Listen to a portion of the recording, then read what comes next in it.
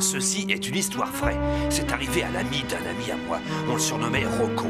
Il travaillait dans l'un des meilleurs restaurants de la ville jusqu'à ce qu'on le surprenne en train de s'emparer de toute une cargaison de pâté de foie gras. On le mit derrière les barreaux, dans une cellule qu'il partagea avec mon copain. Ce type ne lisait que des livres de recettes et des magazines culinaires. Fin gourmet, il adorait parler des plats gastronomiques et des mets raffinés qu'il préparait avant d'arriver en prison.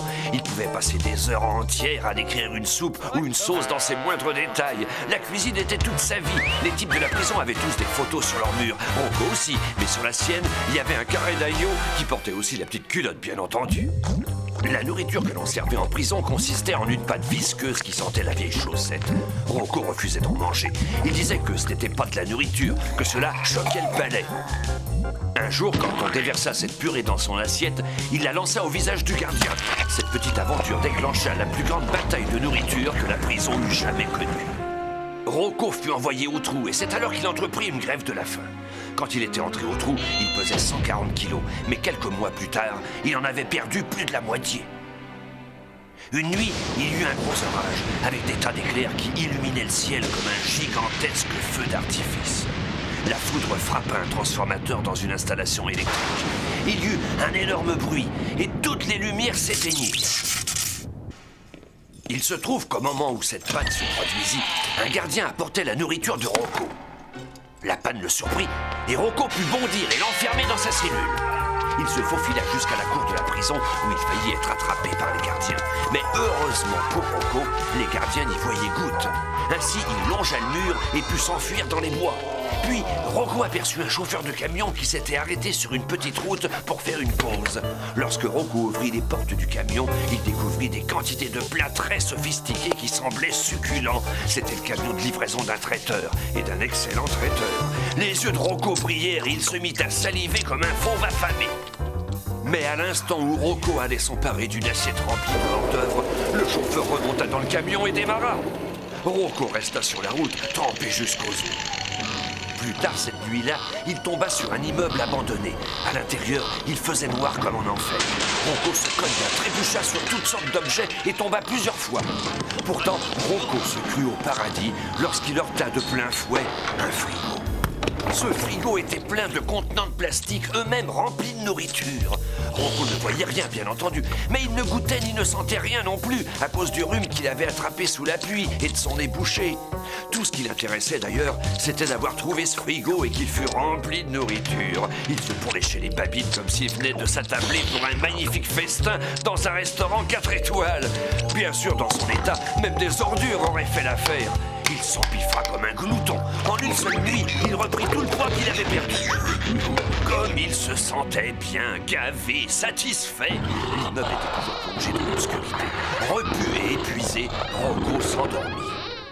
Quand il se réveilla, le jour était levé et il faisait clair. Rocco n'en crut pas ses yeux lorsqu'il vit la note qu'on avait collée au frigo. Attention, danger, avertissement! Cette unité de laboratoire contient du matériel réfrigéré destiné à des expériences médicales et scientifiques. Rocco ouvrit toute grande la porte du frigo. Il contenait des choses vraiment dégoûtantes, des morceaux de... Je vous dirais bien de quoi, mais je crois que ça vous soulèverait le cœur.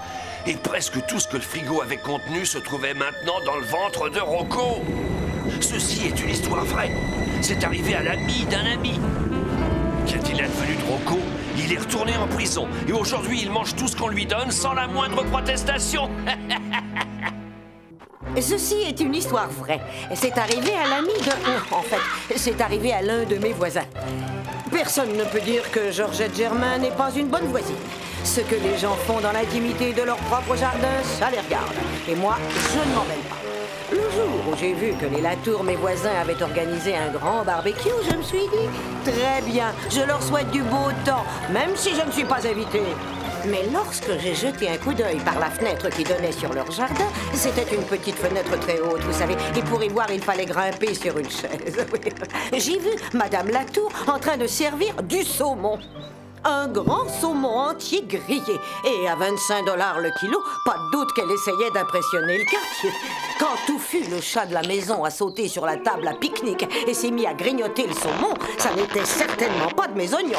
Mais heureusement, Madame Latour est sortie et a pris cet idiot de chat au flagrant délit.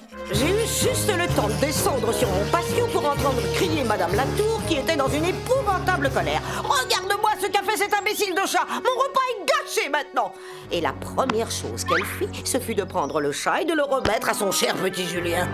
Julien n'en finissait plus de raconter comment le chat avait mangé les 2 yeux du saumon et comment il avait dévoré la moitié de la tête. Et vous ne me croirez peut-être pas, mais ensuite Madame Latour reprit tout son sang-froid et demanda à Julien de ne pas répéter aux invités ce qui venait de se passer. Et elle ajouta qu'elle arrangerait le saumon avec des branches de persil et que rien n'y paraîtrait. Imaginez camoufler avec du persil un saumon à moitié grignoté. Madame Latour et Julien se serrèrent la main, ce serait motus et bouche cousue. Je dû sortir un moment vers les 5 heures pour aller au supermarché, parce que vous savez, c'est l'heure où les articles de la boulangerie sont en solde. Quand je suis rentrée, la petite fête des Latour battait son plein. Il y avait des voitures stationnées partout, un vrai chaos. Comment pouvais-je mettre la mienne dans mon entrée?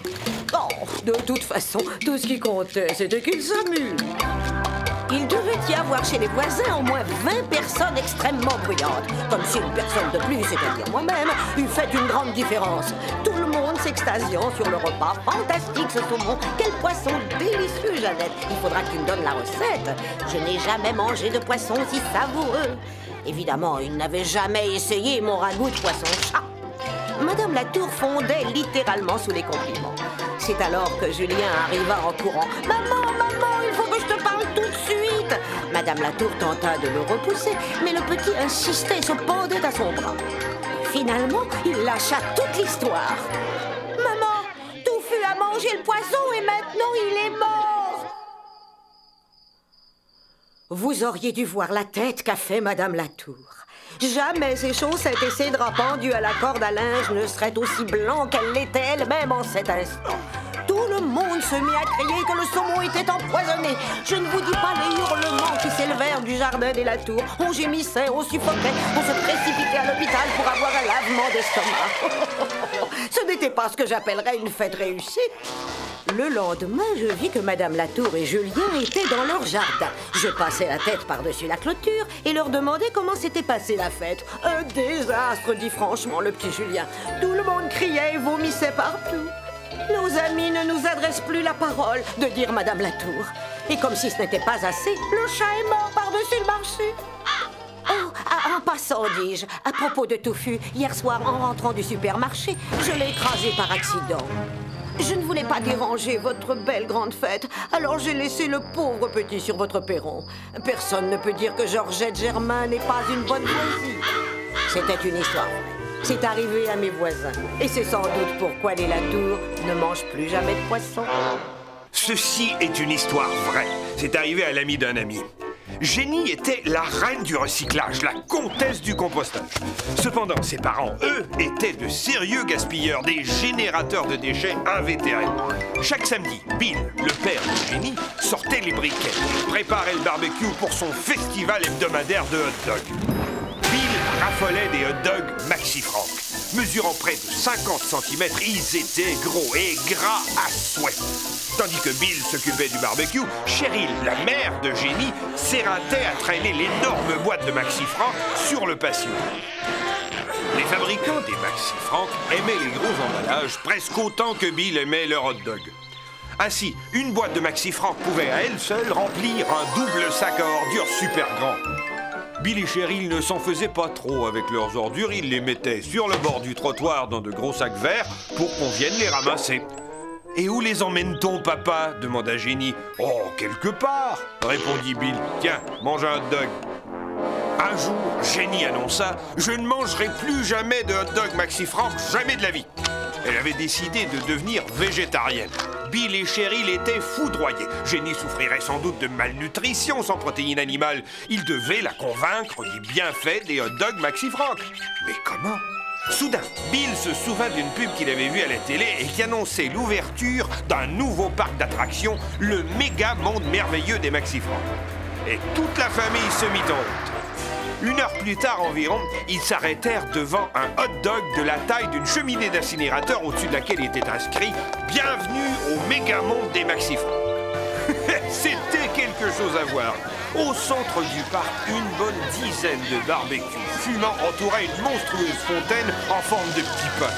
Et tous les employés étaient costumés en bouteilles de moutarde et de ketchup en plastique. Et comme manège, il y avait les saucisses tamponneuses, les hot dogs volants et les saucisses russes.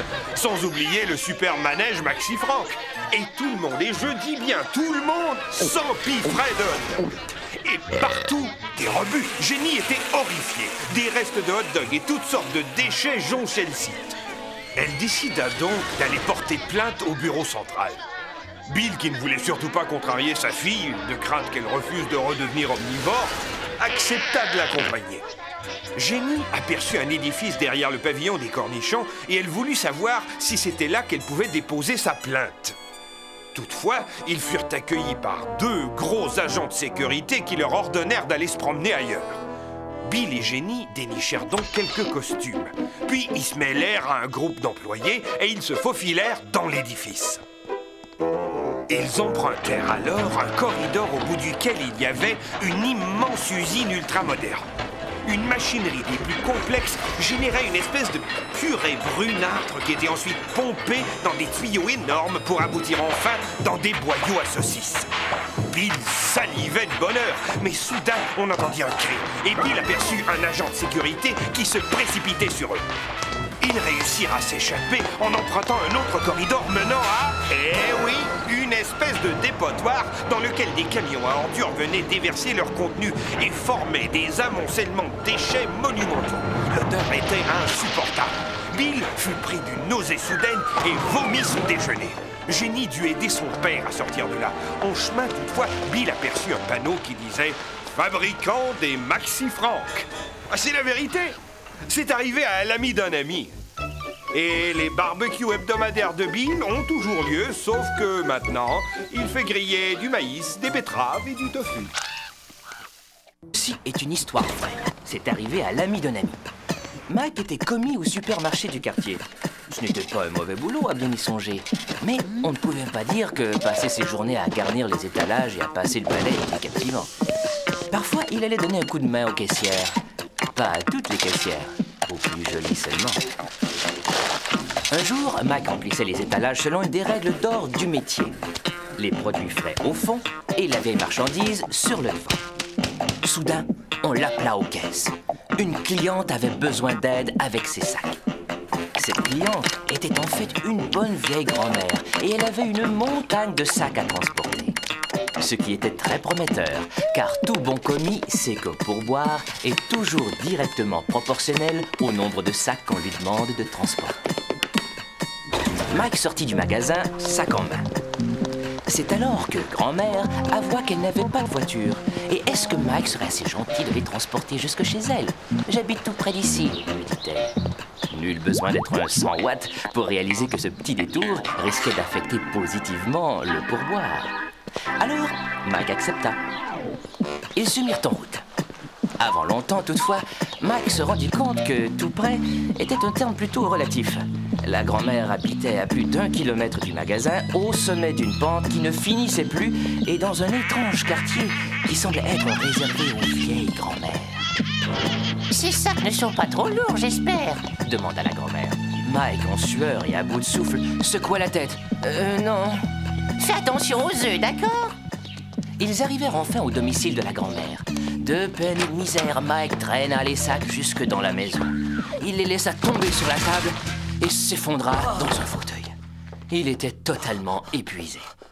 C'est alors que la grand-mère lui dit « Tu es vraiment gentil de m'avoir aidé. Attends-moi, je reviens tout de suite. » Enfin, le moment tant attendu.